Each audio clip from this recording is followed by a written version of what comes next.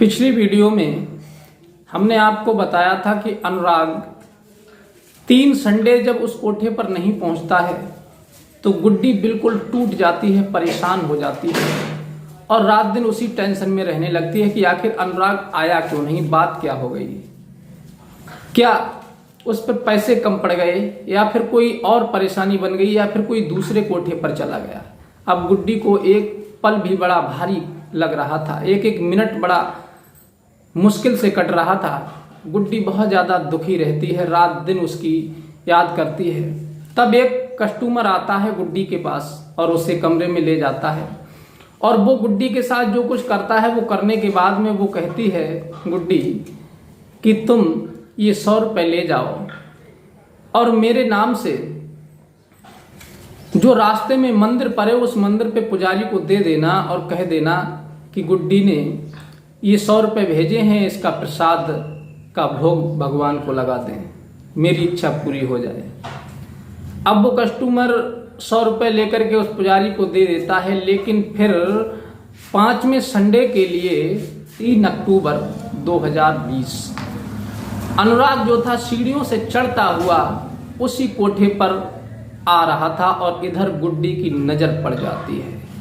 और जैसे ही गुड्डी की नज़र उस अनुराग के ऊपर पड़ती है तो गुड्डी ऐसे खुश हो जाती है जैसे कि उन्हें दुनिया की सारी खुशी उस गुड्डी को ही मिल गई हो। उसका जो उतरा हुआ चेहरा था, जो मुरझाया हुआ चेहरा था, वो कमल की तरह खिल जाता है और बड़ी खुश हो जाती है। और जैसे ही अनुराग उस कोठे पर अंदर पहुंचता है, गेट के अंदर पहुंचता है, तो गुड्डी दूर से दौड़ करके ही अनुराग की कौली भर लेती है और आंखों में आंसू भर लाती है और कहती है कि अनुराग तू कहाँ चला गया था?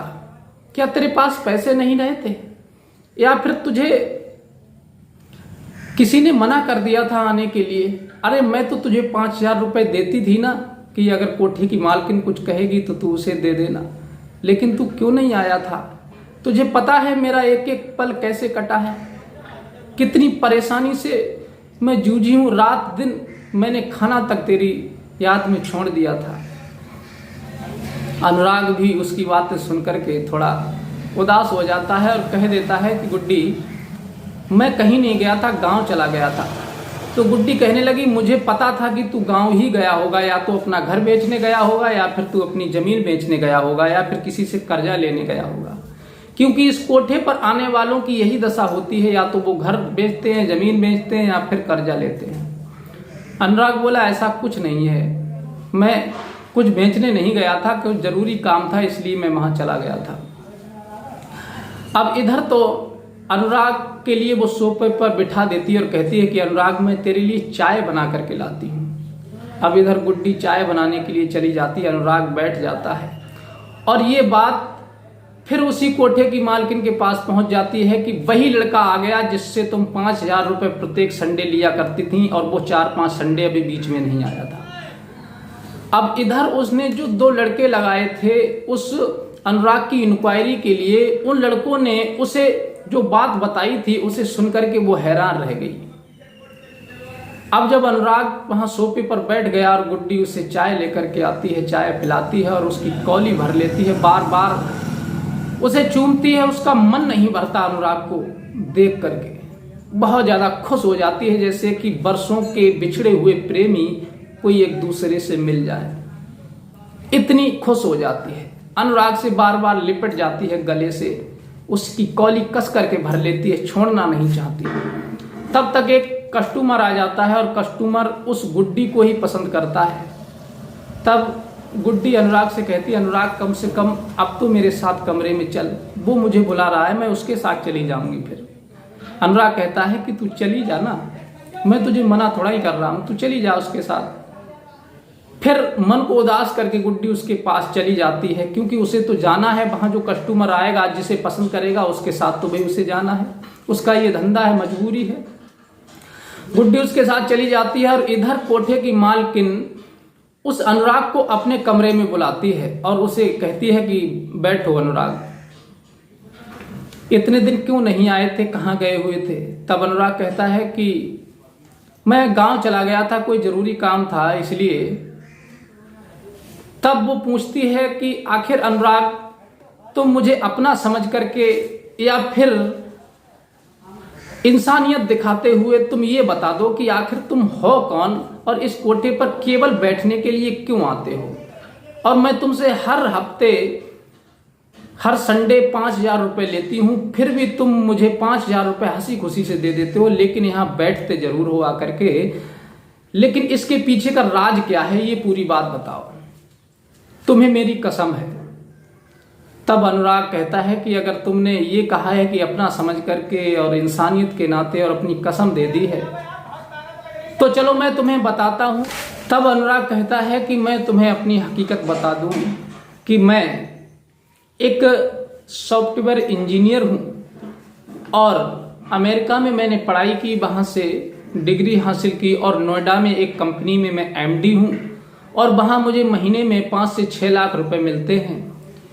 लेकिन मेरे कोठे पर आने की मुख्य वजह यह है कि मैंने एक लड़की से प्यार किया था उस समय। तो वो लड़की के पास सब कुछ व्यवस्थाएं मैंने कर दी थी, उसे मकान भी रहने को दिया, गाड़ी भी दी, हर सुख सुविधाएं दी, पैसा उसके खाते में ट्रांसफर कर दिया। लेकिन फिर भी वो मुझे छोड़ करके किसी दूसरे के साथ चली गई। मैं उससे बहुत ज़्यादा प्यार करता था और उसके जाने के बाद मैं बहुत ज़्यादा टेंशन में पड़ गया था। उसके बाद लोगों ने मुझे समझाया, मेरे दोस्तों ने समझाया, कोई बात नहीं, वो चली गई तो दूसरी मिल जाएगी, दूसरे से शादी कर लेना। फिर मैंने दूसरी लड़की से शादी की, लेकिन उसको भी मैंने बहुत कुछ समझा, बहुत कुछ दिया, बहुत प्यार किया, लेकिन वो भी उसी हिसाब की निकली और उससे भी मैं प्यार करने लगा था, वो भी मुझे छोड़ करके दूसरे के साथ चली गई। अब मेरा दिल बिल्कुल टूट चुका है, अब मैं लड़कियों पर बिल्कुल विश्वास नहीं करता हूँ, इसलिए मैंने आज तक शादी दोबारा से नहीं की। और यहाँ कोठे पर मैं जब आता हूँ तो बस यही कारण है कि मेरे दोस्त ने ये कहा था कि दोस्त तुम बहुत ज़्यादा परेशान हो, टेंशन में रहते हो और इन धोखेबाज लड़कियों से तो अच्छा है कि तुम कोठे पर चले जाओ, वहाँ पर लड़कियाँ बहुत बहुत सुंदर हैं, उनके बीच में तुम्हारा कुछ टाइम पास हो जाया करेगा और उनके अंदर प्यार करने की चाहत होती है, उनकी चाहत अभी भी जिंदा है, उनके अंदर जो प्यार है वो अभी भी जिंदा है। ये बात सुनकर के कोठे की मालकिन हक्की बक्की रह जाती है और कहती है कि फिर तुम कोठे पर क्यों आते हो, तुम कहीं होटल में भी जा सकते हो, तुम इतने पैसे वाले हो और तुम चाहो उस लड़की को खरीद सकते हो, तुम चाहो उसके साथ अपना टाइम बिता सकते हो। वो कहता है कि हर चीज पैसे से ली हुई कामयाब नहीं होती है, इसलिए मैं अपने पैसे के बल पर किसी को ना तो खरीदना चाहता हूँ, ना उसके साथ कुछ करना चाहता हूँ। लेकिन आज मैं जो आपसे एक बात कहना चाहता हूँ, अगर आप मेरी बात को सुने और समझे तो मैं आपसे एक बात कहूँ। वो कोठे की मालकिन कहती है कहूँ।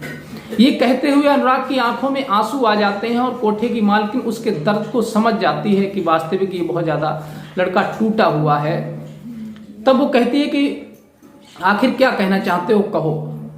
तब अनुराग कहता है कि आपके जो कोठे पर लड़की है गुड्डी, मैं उससे प्यार करता हूँ, मैं उससे शादी करना चाहता हूँ। ये बात सुनकर के वो नैना एकदम से उसका मुंह खुला रह जाता है और कहती है अनुराग आखिर तुम क्या कह रहे हो, तुम जानते नहीं, तुम यहाँ आकर के बैठ जाते हो और तुम्हारे सामने ना जाने कितने ग्राहक उसे अपने हवस का शिकार बनाते हैं और उसके साथ रंगरलियां मनाते हैं, उसे नोचते खसूटते हैं, उससे मौज मस्ती करते हैं, चले जाते हैं और तुम ऐसी लड़की से शादी करोगे इतने बड़े आदमी होते हुए।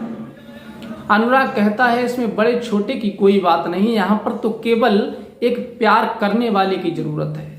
अनुराग कहता है कि मुझे तो ये भी नहीं पता कि गुड्डी मुझसे प्यार करती है या नहीं करती है, लेकिन ये पता है कि मैं गुड्डी से प्यार करने लगा हूं, क्योंकि गुड्डी का लगाव और प्रेम और स्नेह जब से मैं इस कोठे पर आया हूं तब से मुझे जो प्यार गुड्डी ने दिया है, जो स्नेह जो दिया है, जो विश्वास दिया है, जो अपनापन दिखाया है, वो मुझे आज तक किसी लड़की ने नहीं दिखाया। जो भी लड़की आई मेरे जीवन में वो मुझे केवल नोचने खसूटने के लिए आई थी, लेकिन जो प्यार गुड्डी ने दिखाया वो आज तक मुझे देखने को नहीं मिला और जो मुझे गुड्डी से प्यार मिल सकता है शायद जीवन में मुझे किसी से नहीं मिल सकता।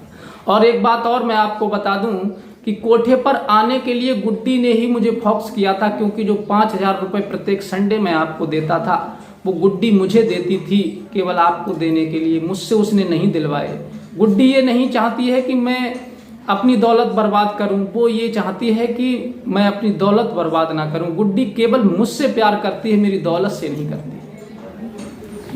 ये बात सुनकर के नैना भी बड़ी भावुक हो जाती है। नैना कहती है कि अनुराग, क्या तुमने कभी गुड्डी से बात की है कि गुड्डी भी तुमसे प्यार करती है? अनुराग कहता है कि मैंने उससे कभी बात नहीं की। और तब नैना गुड्डी को बुलवाती है कि गुड्डी को बुला करके लाओ। और गुड्डी जैसे ही उस कमरे में पहुंचती है अनुराग और अपनी कोठी मालकिन के पास में, तब वो कहती है कि गुड्डी, तुझे पता है कि अनुराग तुझसे शादी करना चाहता है? ये बात जैसे ही गुड्डी ने सुनी तो गुड्डी एकदम से भावुक हो जाती है और फपक फपक करके रोने लगती है, वहीं बैठ जाती है, अपने सर को पकड़ लेती है। और जब ज्यादा रुदन करती है तो कोठे की मालकिन कहती है कि ऐसा करो, कोठे का गेट बंद कर दो, ये बात किसी बाहर के व्यक्ति को पता ना चले।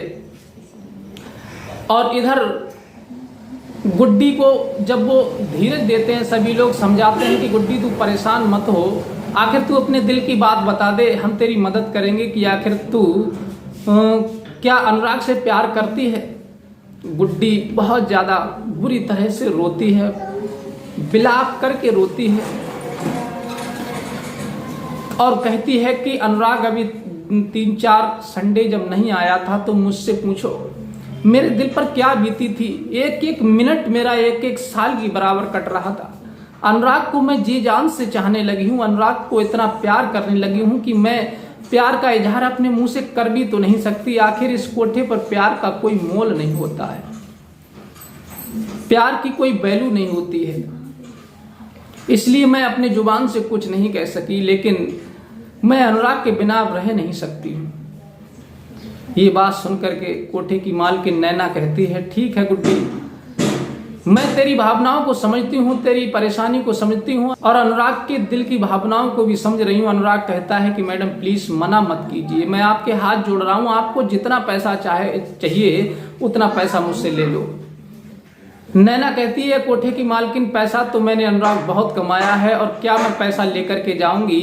अगर तुम एक दूसरे से प्यार करने वाले मिले हो तो मैं बस यही समझ लूंगी मैंने जिंदगी में आज तक बहुत बुरा काम किया, लड़कियों को जबरदस्ती इस काम में धकेला, पैसा पैदा किया, उनके तन को लुटवाया, लेकिन आज मैं सोचूंगी कि मेरे कुछ पाप कम हो गए और मैंने एक घर बसा दिया, किसी की भावनाओं को ठेस ना पहुंचाई, उसके दिल की आवाज सुनकर के उसके मन की पूरी कर दी, मेरा भी कुछ पाप कम हो जाएगा। ये सुनकर के गुड्डी बड़ी खुश हो जाती है और एकदम से अनुराग की कौली भर लेती है और फिर कहती है कि ठीक है अनुराग, बस आपसे यही विनती है कि आप गुड्डी को कभी दुखी मत रखना, क्योंकि गुड्डी जैसा प्रेम मेरी नज़र में आपसे कोई नहीं कर सकता। अब अनुराग और वो एक दूसरे की कौली भर लेते हैं, भावुक हो जाते हैं, एक दूसरे से रोने लगते हैं चिपट करके। आज गुड्डी की जिंदगी का सबसे बड़ा खुशी का दिन था। गुड्डी बहुत खुश है कि जिंदगी में उसे, जब से उसने जन्म लिया है तब से आज तक इतनी बड़ी खुशी गुड्डी को शायद कभी नहीं मिली होगी, इतनी उसे मिली है। गुड्डी बहुत खुश है। अब ये बात जब वहां की वो लड़कियां सब एकत्र हो गई थी, तमाशा देख रही थी, तो सब हंसी मजाक के मूड में आ जाती हैं और कहती हैं कि जीजा जी दीदी को लेकर के जा रहे हो, लेकिन आते रहना कोठे पर, भूल मत जाना हम सबके लिए। तब अनुराग कहता है, चिंता मत करो, मैं यहाँ से रिश्ता कभी नहीं तोड़ूंगा। अब अनुराग के लिए शाम को वो लोग वहां से विदा कर देते हैं और अनुराग अपनी प्रेमिका के लिए या फिर पत्नी के लिए वहां से लेकर के चला जाता है और अपनी पत्नी को ले जाकर के उसके साथ शादी रचाता है और फिर अमेरिका चला जाता है। अमेरिका से 2022 में जब वो लौट करके आता है, क्योंकि जो नोएडा में कंपनी थी उसने अनुराग का ट्रांसफर अमेरिका के लिए कर दिया था। फिर 2022 में जब अनुराग लौट करके आया तो बहुत सारे उपहार लेकर के आया और उसी कोठे पर गया था, जो सभी लड़कियां थी उन सबको उसने उपहार दिए और कोठे की मालकिन थी उसे भी उपहार दिया, बहुत सारा पैसा उसने खर्च किया बड़े अच्छी तरह से। फिर वो वहां से उन सब ने भी अनुराग के लिए बड़े हंसी खुशी से विदा किया और वो फिर अपने ड्यूटी पर फिर चला जाता है और गुड्डी के साथ अच्छी से हंसी खुशी से अपनी जिंदगी को बिताने लगता है। तो साथियों, ये कहानी आपको कैसी लगी, अपनी राय हमें कमेंट में जरूर बताएं। अगर हमारी कहानी आपको पसंद आई हो तो हमारे चैनल को लाइक सब्सक्राइब करें। प्लीज़ हमारे चैनल को आप सपोर्ट करेंगे और प्यार देंगे तो हमारा हौसला बढ़ेगा और हम इसी प्रकार की इंटरेस्ट इमोशनल कहानी आपको लेकर के आते रहेंगे। और अपने यार दोस्तों को भी ये वीडियो जरूर शेयर करें, उन्हें भी इस बारे में जानकारी हो जाए कि आखिर प्यार कैसे किया जाता है और कैसे होता है और कैसे निभाया जाता है। और मिलते हैं इसी प्रकार की कोई नई वीडियो के साथ, तब तक के लिए नमस्कार।